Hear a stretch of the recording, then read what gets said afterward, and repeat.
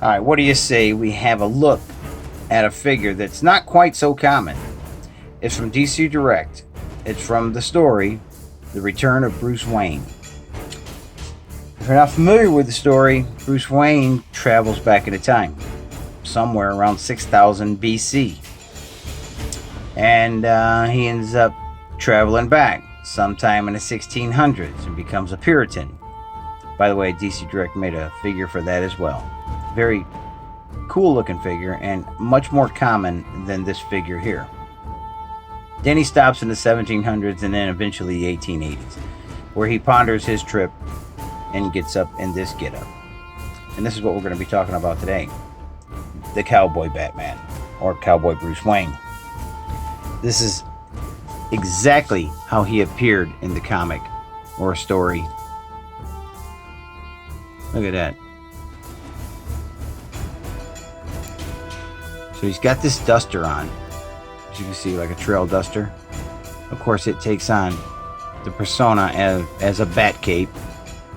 He's got this great brooch or bolo tie. And he's got this pinstripe vest with these brass buttons. You see he's got a t-shirt under there as well, or a button up. Great attention to detail. He's got a western belt on, of course, with his utility cartridges on there. He's got a holster, batarangs, or maybe a grapnel gun. Jeans are nicely painted and sculpted. He's got these chaps with these big brass buttons going down that really look like leather. Very nice. Got these really wicked harness boots with these batarang spurs. I'm sure no horse would like to be spurred with those, but Batman don't care. And he's got these gloves, you see, and then he's got like a little plate. Instead of his gauntlets, he has this like copper or brass plate with the bat on it for protection or defense. And of course his duster, which is painted fantastic with the dust on it. It looks like black leather, and it's got this gray wash over it. It's like he's been rode hard and put away wet. And let's have a look at his hat.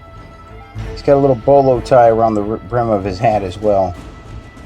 Nice dust paint in there with the gray. Very cool. Let's have a look at his face. Look at that. Yeah.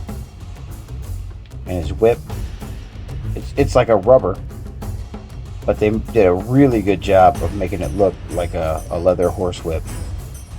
And they weren't stingy with the length. It's pretty damn long. Give you an idea how long this whip really is. It's about 13 inches. Really cool figure. Alright, let's go through his articulation. Again, early DC Direct, don't expect much. So you got your head down, head back. So I'll give you an idea of what we're talking about there. Head down, head back. You can turn it that much or that much. You're not getting much because of the tied mask scarf there, or whatever you want to call it. Let's go to his arms. So his arms do move down, or shall I say in at the shoulder, in and up. You're going to be limited by this duster, and you only have a swivel in the elbow, like so. No, I'm sorry, you don't. You have a swivel in the shoulder, so that's it. And then you have a rotation in the wrist. Of course, you have his horse whip. Let's see what we have here. We have nothing in the mid.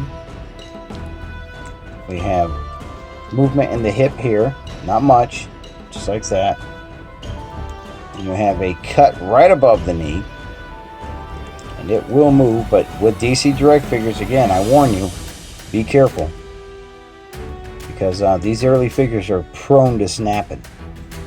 And so let's see, down to the foot we have a swivel, and that is it.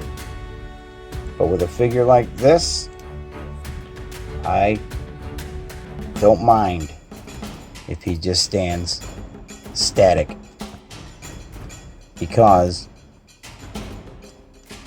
once I get him stood, he's pretty good. So just got that mysterious look about him where his head's always down. And let me see if I can. The camera's gonna get jiggly. Yeah, what a great profile. If you can get your hands on one of these and you're a Batman fan, I highly suggest getting your hands on one of these and putting it in your display, because it is wicked. Very nice. I love the conceptual Bruce Wayne Batman stuff. I really do. That is a wicked figure.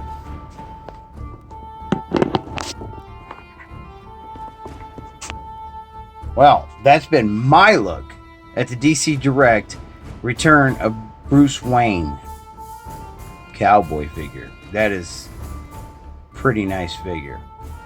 That's one of my best Batman figures.